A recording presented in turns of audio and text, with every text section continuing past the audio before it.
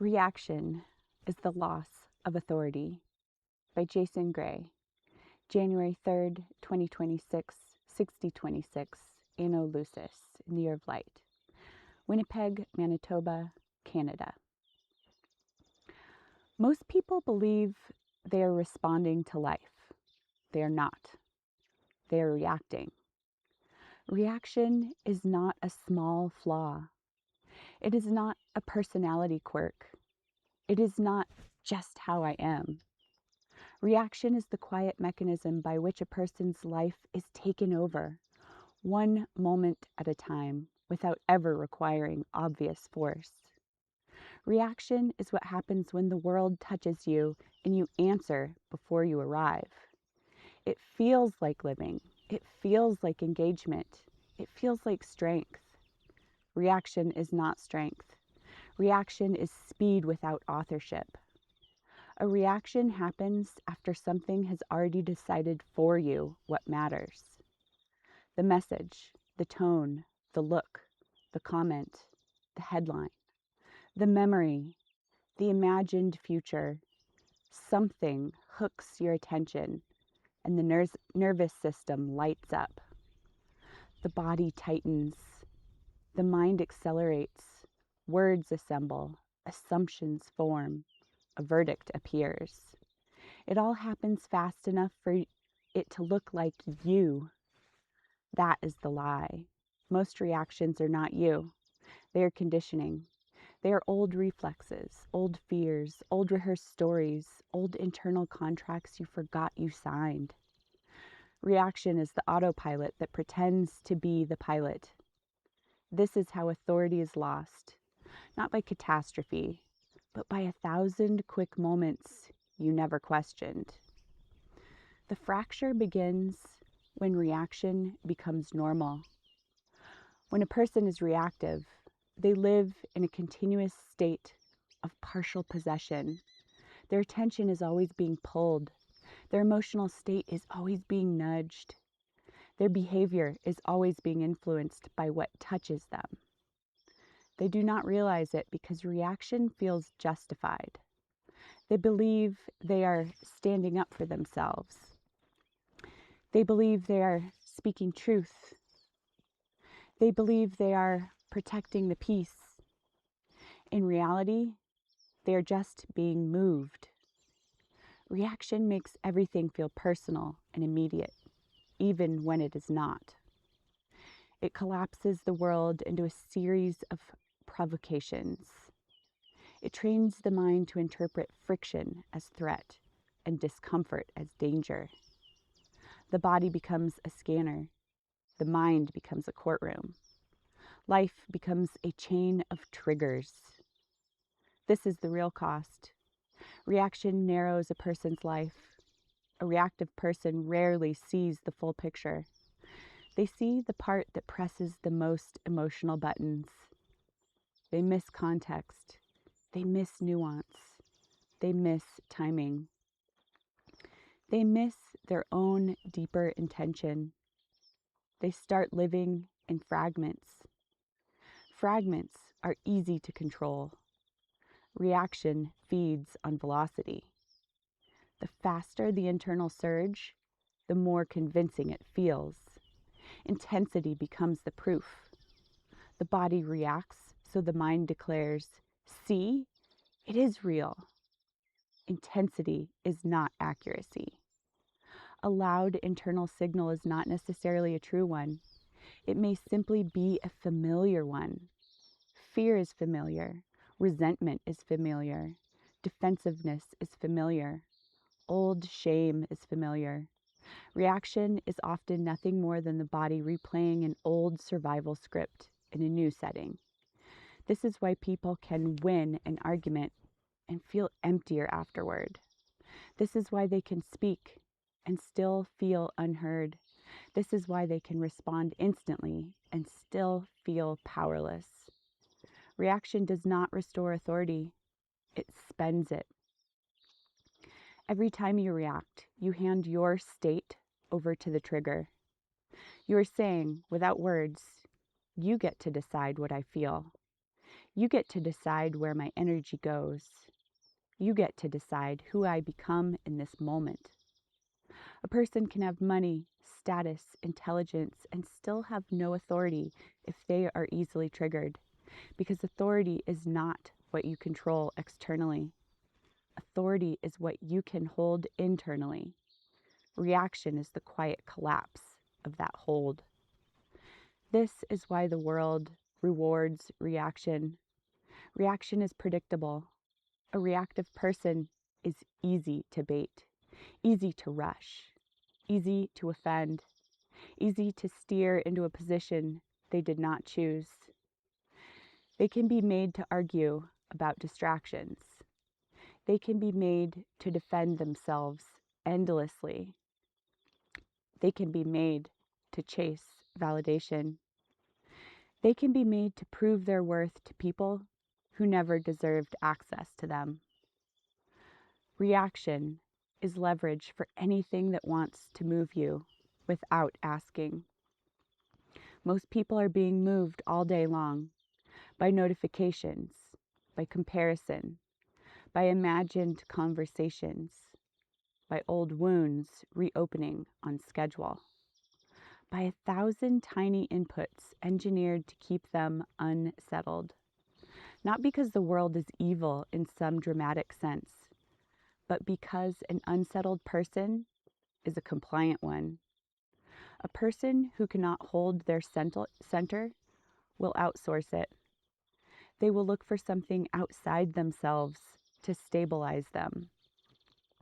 This is how people become dependent on people, on conflict, on scrolling, on noise, on constant stimulation.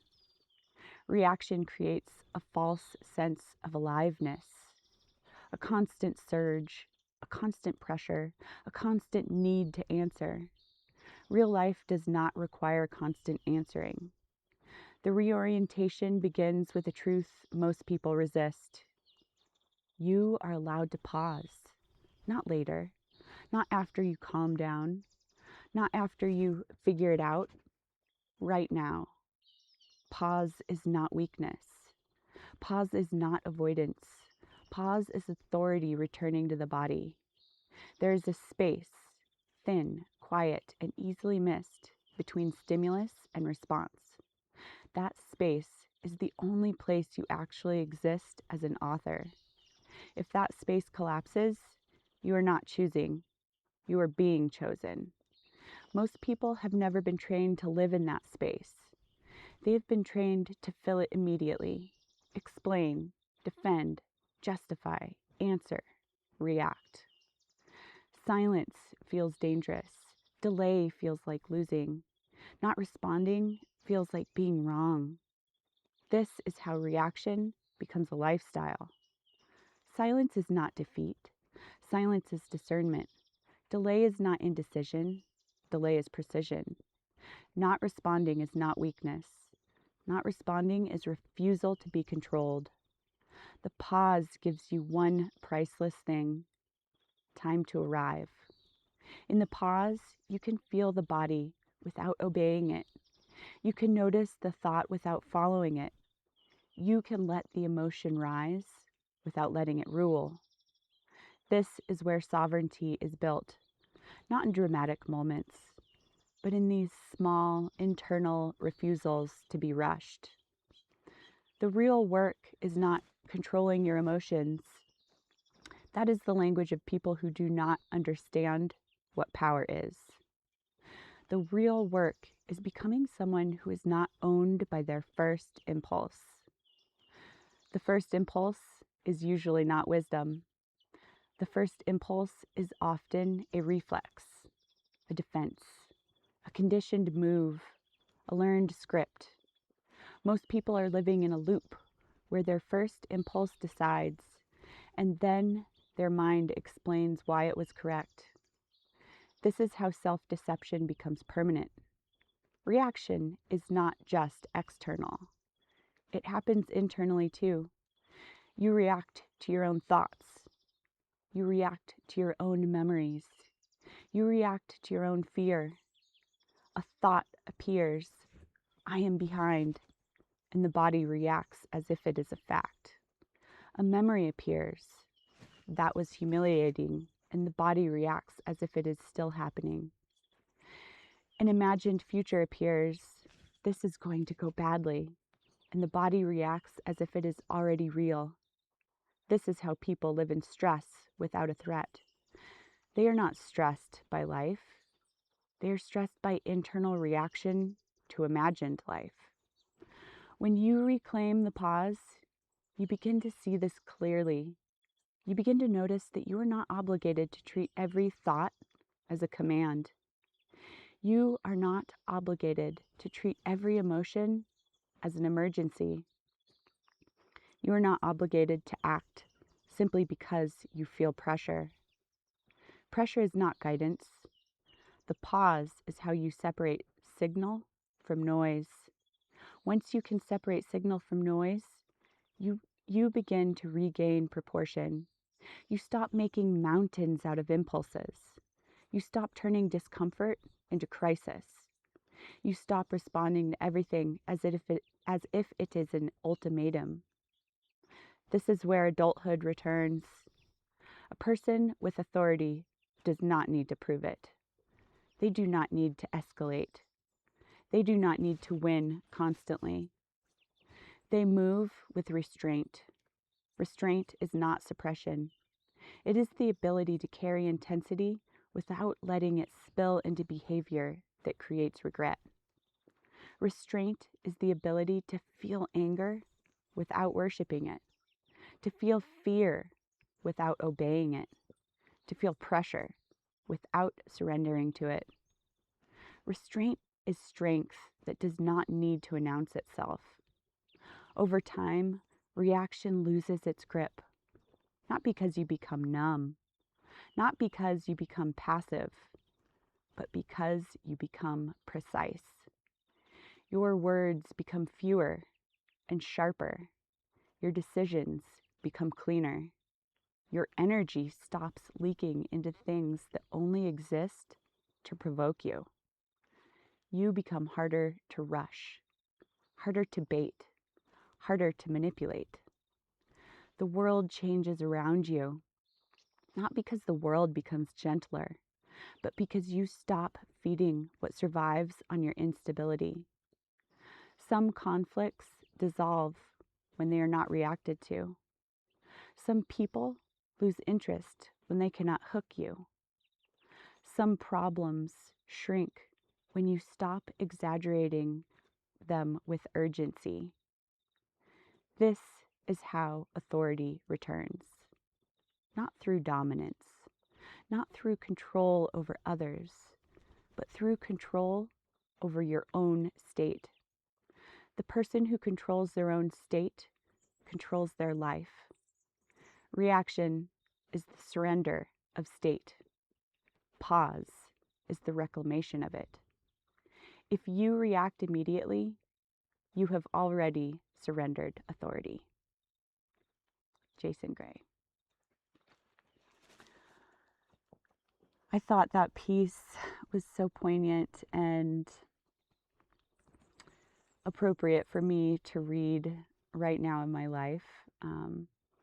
I've almost got 1 year of sobriety, and I know that not drinking alcohol has very much helped me to stop reacting to things in a way that was not beneficial to me or the people I was surrounded by, and to start responding to things.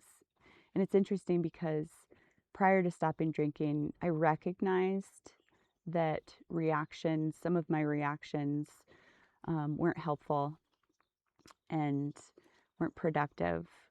Yet I do feel like the influence of alcohol, even if I hadn't been drinking that day, just the way that it changes your nervous system and your reactions over long term, it even though I was aware of my reactions being unhealthy sometimes, not always, because I feel like I have always had a lot of internal control, but with having a toddler, sometimes reactions happened before I could think.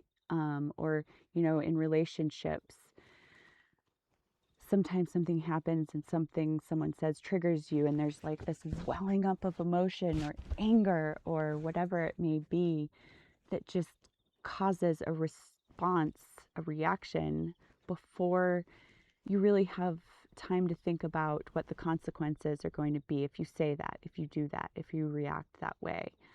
And that welling up of emotion for me was so hard to stop and to take that moment, that pause, to get that pause, to capture it.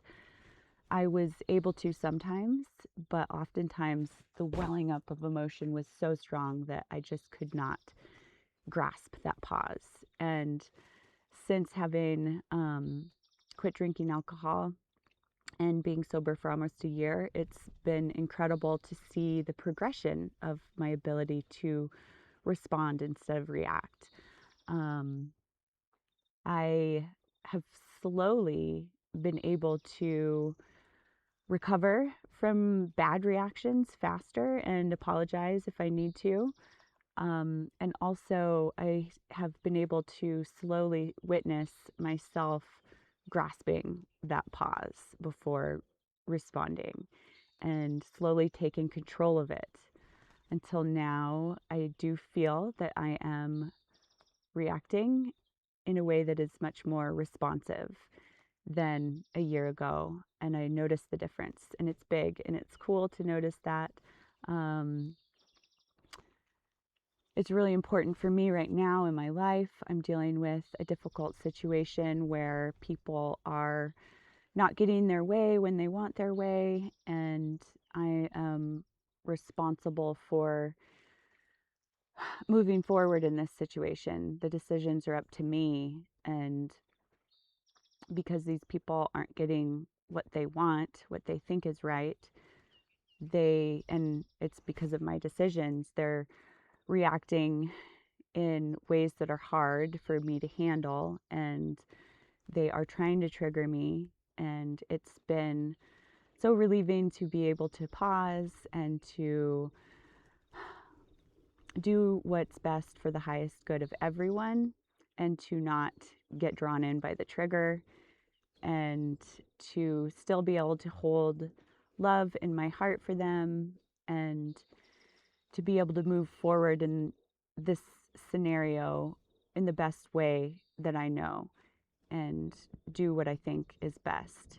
Because I think the old me might have been pressured into just doing what they wanted to appease them, even though in my heart, knowing it's not the right thing. So I am grateful for this lesson. Thank you for that beautiful writing, Jason, and I hope you have a beautiful day.